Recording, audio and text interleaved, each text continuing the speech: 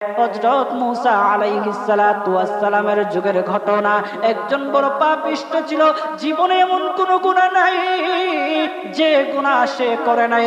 তার গুনার প্রতি অতিষ্ঠ হইয়া, মানুষ তার গুনার প্রতি অতিষ্ঠ হইয়া গ্রামের লোকেরা তাকে হাত পা বেঁধে জঙ্গলের মধ্যে ফেলে দিয়ে আসে। জঙ্গলের মধ্যে থাকতে থাকে। কিছুদিন থাকার পর মালাকুল মউত যখন তার সামনে এসে উপস্থিত, এর আগ মুহূর্তে সে বান্দা আল্লাহর কাছে ডেকে ডেকে বলতেছে, ওগো মালিক, তুমি ছাড়া তো আমাদের আর কেউ নাই, তুমি ছাড়া তো আমার আর কেউ নাই। আল্লাহ গো, তুমি যদি মাফ না করো কে আমাকে মাফ করবে? তুমি যদি মাফ না করো কে আমাকে মাফ করবে? তুমি যদি আমাকে মাফ করো তাহলে তোমার কোনো দিকে কমবে না, তুমি যদি আমাকে মাফ না করো তোমার কোনো দিকে বাড়বে না। আল্লাহ গো, তুমি আমাকে মাফ করে দাও। সারাটা জীবন অন্যায় কাজ করেছি, সারাটা জীবন নাফরমানি করেছি, আমার কাছে কালেমার দাওয়াত কম আসে নাই, আমার কাছে কালেমার দাওয়াত কম আসে নাই, আমাকে লোকেরা কম বোঝায় নাই। ওগো আল্লাহ, তুমি আমাকে মাফ করে দাও। মাফ না করলে কোথায় যাব, কার কাছে যাব?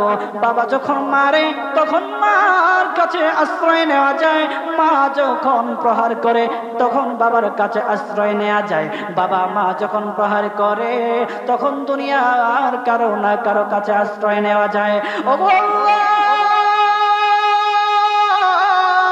ওগো মালিক, তুমি যদি আমাকে মারো, তুমি যদি আমাকে আযাব দাও, ওগো আল্লাহ, কার কাছে যাব, কার কাছে গিয়া মাফ চাইবো? ওগো আল্লাহ, মেহেরবানি করে মাফ করে দাও। এইরকম কান্না করতেছে, কান্না করতেছে, চোখের পানি তার এমন ভাবে পড়তেছে, দাড়ি ভিজতেছে, দাড়ি ভিজে জমিনের মধ্যে চোখের পানি পড়তেছে, কান্না করতেছে। বান্দাটা কান্না করতে করতে করতে করতে আমার আল্লাহর কাছে এমন গ্রহণযোগ্যতা অর্জন করেছে, মহান আল্লাহ রব্বুল আলামিন তার ডাকে সাড়া দিয়া তার জিন্দেগির সব গুনাহ মাফ করে দিয়েছে। ওই বান্দাটা তাওবা করতে করতে করতে করতে হঠাৎ ইন্তেকাল করে। ইন্তেকাল হওয়ার পরে হযরত মুসা আলাইহিস সালাতু ওয়াস সালামকে মহান আল্লাহ বলে দিতেছে, পয়গম্বর মুসা, ও দুস্ত, দেখো অমুক জঙ্গলে আমার একটা পাগলা আশেক, আমার পাগলা একটা আশেক মারা গেছে, ওই আশেকটার জানাজা তুমি পড়াও, দাফন কাফনের ব্যবস্থা করো। ও মুসা, আর তুমি একটা ঘোষণা দিয়ে বলে দাও, একটা ঘোষণা দিয়ে দাও, মুসা রে, ও মুসা, তুমি ঘোষণা দিয়ে বলে দাও যে আমার এই বান্দার জানাজার নামাজ অংশগ্রহণ করবে, মহান আল্লাহ তার জীবনের সব গুনাহ মাফ করে দিবে। আল্লাহু আকবার। আরো জোরে বলেন না আল্লাহু আকবার, আরো জোরে বলেন আল্লাহু আকবার। হাত উঠায়া বলেন আল্লাহু আকবার, আল্লাহু আকবার। মুসলমান বাবাজি, গভীর মনোযোগ। হযরত মুসা আলাইহিস সালাতু ওয়াস সালাম একটা পাহাড়ের উপরে উঠলেন।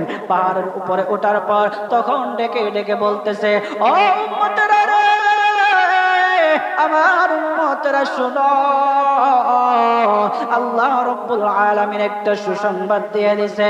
আমার আল্লাহ রব্বুল আলামিনের একটা আশিক একটা ওই অমুক জঙ্গলের মধ্যে মারা গেছে, ওই পাগলা আশিকের জানাজার নামাজ অংশগ্রহণ করো। যদি জানাজার নামাজ পড়ো তখন আমার আল্লাহ তোমাদের জীবনের সব গুনাহগুলি মাফ করে দিবে। কেউ যদি নিজের গুনাহ ক্ষমা করাইতে চাও, কেউ যদি নিজের গুনাহগুলি ক্ষমা করাইতে চাও, তাহলে মহান আল্লাহ রব্বুল আলামিনের ওই পাগলা আশিকের জানাজায় অংশগ্রহণ করো। তখন লোকেরা দলে দলে জানাজায় অংশগ্রহণ করার জন্য দলে দলে গেল, জানাজার নামাজ আদায় করলো। আদায় করার পর পয়গম্বর মুসা আলাইহিস সালাতু ওয়াস সালামকে বলতেছে, ওগো আল্লাহর পয়গম্বর, ও পয়গম্বর, যারা জানাজায় অংশগ্রহণ করার কারণে মহান আল্লাহ তার জীবনের সব গুনাহ মাফ করে দেবে।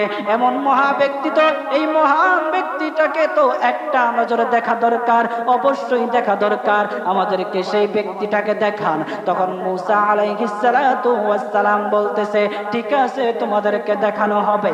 তখন যখন দেখাতে গেলেন, দেখানোর সাথে সাথে লোকেরা বলল, পয়গম্বর আপনি কি বলেন, এই লোকটাকে তো আমরা ভালো করে চিনি।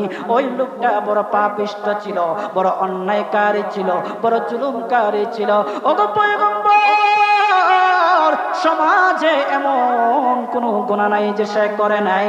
সমাজে সব গুনাহ করেছে, সমস্ত গুনার সাথে সে জড়িত ছিল।